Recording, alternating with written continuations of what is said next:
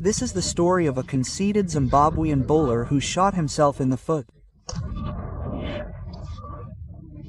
He made a mistake in his excitement that ruined his career.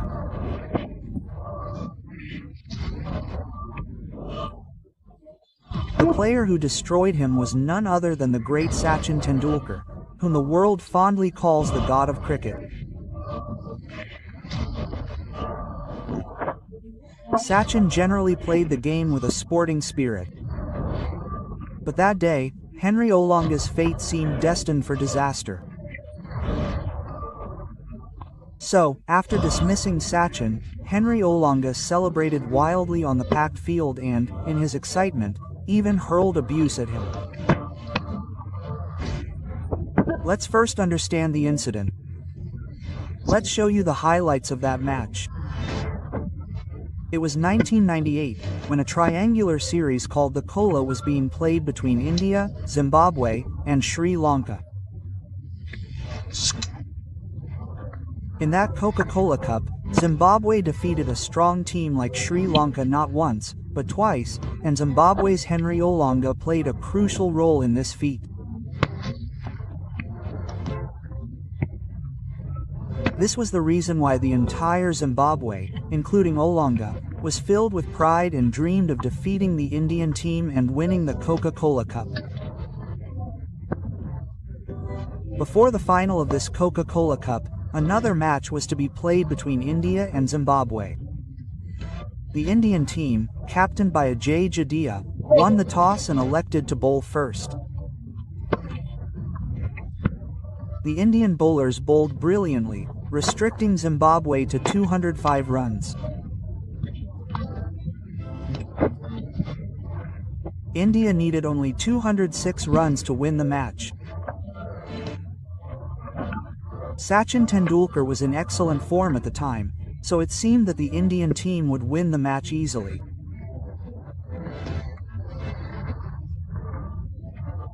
But it wasn't going to be easy for Team India, as Zimbabwe's Henry Olonga was eager to attack the Indian team like a hungry wolf. In the reply to the 205-run target, Sachin Tendulkar opened the Indian innings alongside Sourav Ganguly. Sachin and Ganguly gave the Indian team an explosive start, scoring 10 runs in the first over. However, Zimbabwe's second over came in Henry Olonga, who dealt India their first blow by dismissing Ganguly on the first ball of his first over, with a score on just 10. Having sent Ganguly to the pavilion on the very first ball, Olonga's pride was at its peak.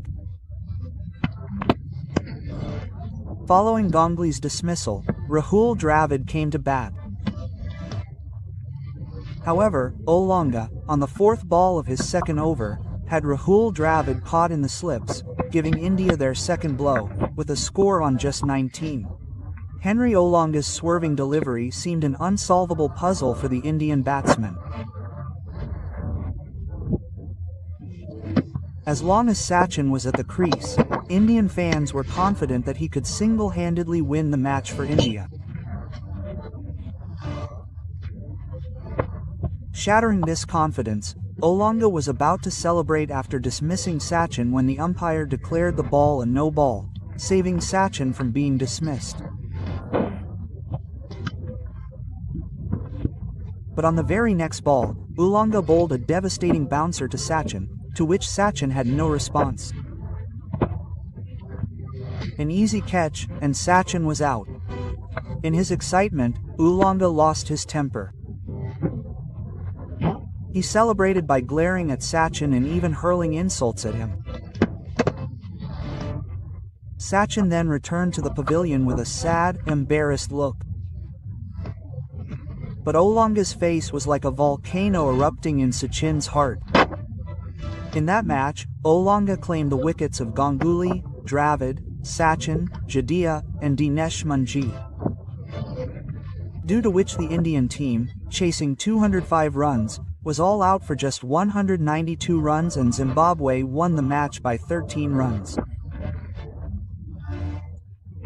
But now the biggest and final match of this series was going to start exactly after 2 days.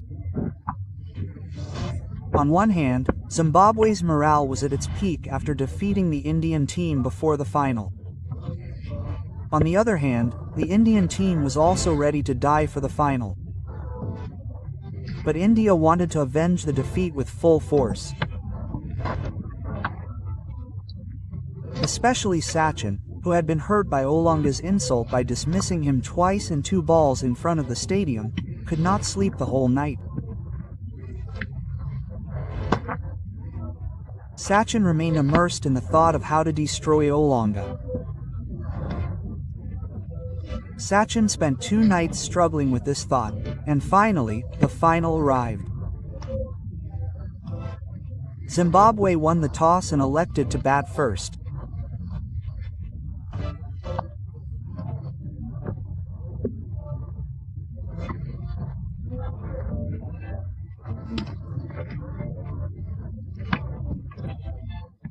Just like in the previous match, the Indian bowlers bowled brilliantly, restricting Zimbabwe to a paltry 196. But once again, India faced the challenge of finding a solution to Olonga, as Henry Olonga had single-handedly destroyed the Indian team's top order in the previous match. But if you're with Sachin in this do-or-die battle between Sachin and Henry Olonga, please like this video. And, in the comments section, be sure to show Olonga his place by chanting, Bharat Mata Ki Jai. With the intention of defeating Zimbabwe's target of 197 runs, once again, Master Blaster Sachin Tendulkar, along with Bengal Tiger Sourav Ganguly, came out to bat with volcanic fire in their hearts. Sachin and Ganguly had strategized that Ganguly would defend and Sachin would attack. Therefore, Ganguly took a single off the first ball and handed the strike to Sachin. Upon coming on strike, Sachin made a mistake on the very first ball and sent the ball across the boundary at bullet speed, opening his account with 4 runs. Together, Sachin and Ganguly had added 7 runs to the Indian team's account in the first over. But now it was the turn of the second over, where Sachin was ready to welcome Henry Olonga. Olonga, who had been robbing Sachin of his sleep and peace for the past 2 days, would not have even realized that tonight was going to be a nightmare for him.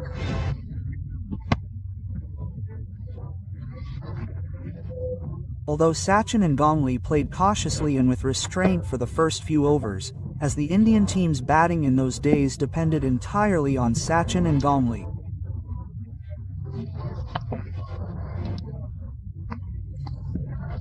But when Henry Olonga came to bowl his second over of the innings, Sachin couldn't contain himself and sent Olonga's ball soaring over the 30-yard circle for another 4.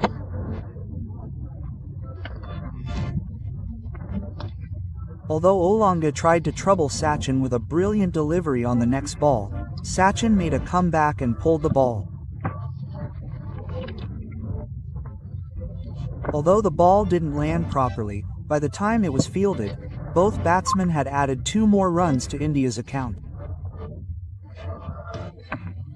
Now, Olonga took a long leap to bowl the last ball of his over, which Sachin hit with full force high in the air on the offside.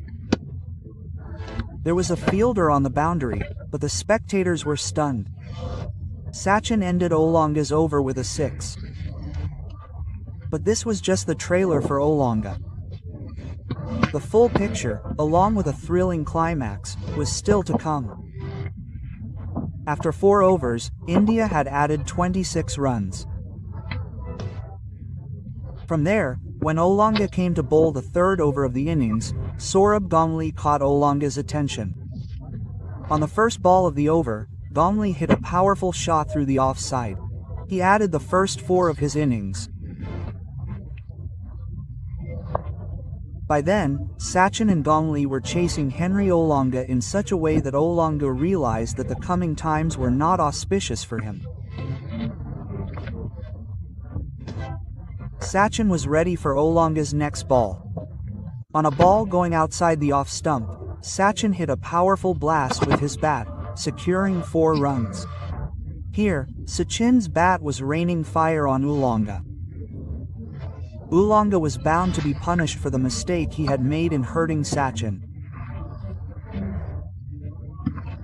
By the end of 8 overs, Sachin and Ganguli had added 56 runs to India's tally.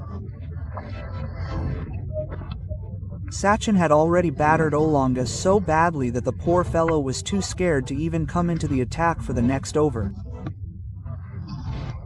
But whether it was Oolonga or anyone else, every Zimbabwean bowler was about to be scorched by Sachin's volcanic attack. After hitting a 4 off the first ball of the 10th over, Sachin sent the next ball soaring into the stands for 6 runs. It was beyond any Zimbabwean bowler's power to contain Sachin's storm, as the Master Blaster smashed the next ball for a 6. Oolonga had made the mistake, but his teammates were now paying the price. Sachin was ruthlessly tearing apart the Zimbabwean bowlers. After decimating Zimbabwe's fast bowlers, Sachin had now begun to dismantle their spin department as well. The poor Zimbabwean bowlers were begging Sachin for mercy. But today, Sachin had no room for forgiveness. Thanks to the Master Blaster's blistering batting, the Indian team had posted 106 runs in just 14 overs. And now, standing at the other end, Ganguli said, "How long can I keep my bat quiet?" Dada also broke his patience and began to unleash his arms, and what could the Master Blaster have to say from the other end? One shot after another was flying off Sachin's bat, piercing the boundaries like arrows. The Zimbabwean bowlers couldn't understand what was happening to them. Sachin was already wreaking havoc.